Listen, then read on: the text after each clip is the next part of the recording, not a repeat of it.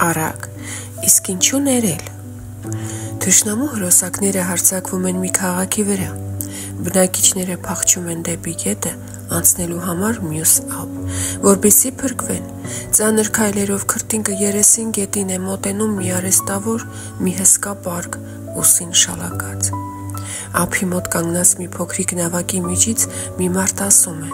«Եղբայր, պարկը թող ու մտիր նավակ, այն կարող է միայն 2 մարդ տեղափոխել դեպի փրկության ափ»։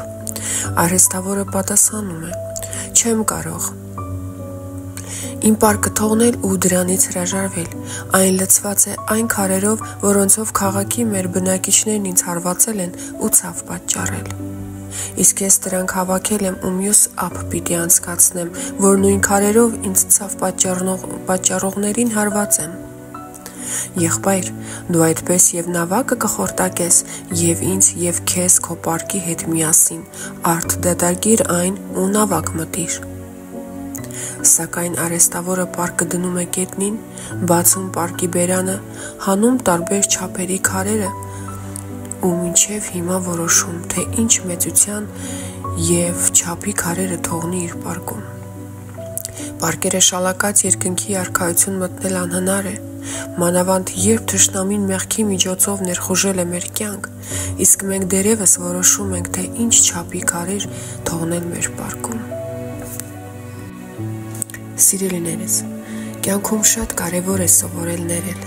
և ներողություն խնդրել։ Երբ սխալ ենք գործում, պետք է գիտակցենք, որ հաջորդ պահին պետք է զղջանք կատարածի համար և ներում հայցենք Տիրոջից, այսինքն առաջին հերթին պետք է մեղքն ընդունենք, որպեսզի հետագայում նաև զղջանք։ Բոլորս էլ մեր կյանքում սխալներ թույլ տալիս ենք ու հետո դիմացինից ներողություն խնդրում։ Շատերիս մոտ այն դժվար գործընթաց է եղել, քանզի առերեսում ենք ունեցել սեփական անձի հետ։ Մինչև այդ պահը գուցե մեզ իրավացի ենք համարել, սակայն հետո տեսել ենք, որ շուրջը այլ բան է կատարվում։ Ընկերները, բարեկամները ու առհասարակ շրջապատը մեզ չեն արդարացնում։ Մի խոսքով գլխի ենք ընկնում, որ տեղի է ունենում սխալ ու մեղավորը ինքներս ենք։ Այդ պահից սկսած փորձում ենք վերլուծել կատարվածը ու գտնել հարմար առիթ ներողում հայցելու համար։ Այնուամենայնիվ, մինչև այժմ էլ ոմանք գտնում են, որ ներողություն ասելը թուլության նշան է և պետք է ամեն բան անել խուսափելու այդ բառից։ Աստվածաշունչն ասում է, որ Աստված պատրաստ է ներելու և նա ներում է մեծահոգաբար։ Երբ նա ներում է վերջնականապես, քանի որ նա ասում է. «Նրանց մեղքն այլևս չեմ հիշի»։ Ուստի երբ գալիս է պահը ներելու կամ ներուն հայցելու, փորձենք դա անել մաքուր սրտով ու դիմացինին թեկուզ և շատ դժվարությամբ նրան հավատալով։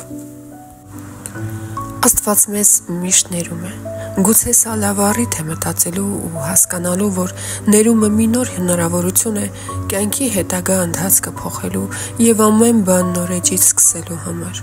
Տիրոջ կամքն է, որ իր զավակները հետ կանգնեն սխալ ճանապարհներից, ուստի նրանց ներում շնորհելով Աստված ցույց է տալիս իր սերն ու հոգատարությունը։ Ու այս ամենի մեջ կարևոր է սովորել զղջալ ու ապաշխարել։ Սա ճանապարհ է, որով պիտի անցնել ու արժանանալ այն ներմանը, որին սպասում ենք։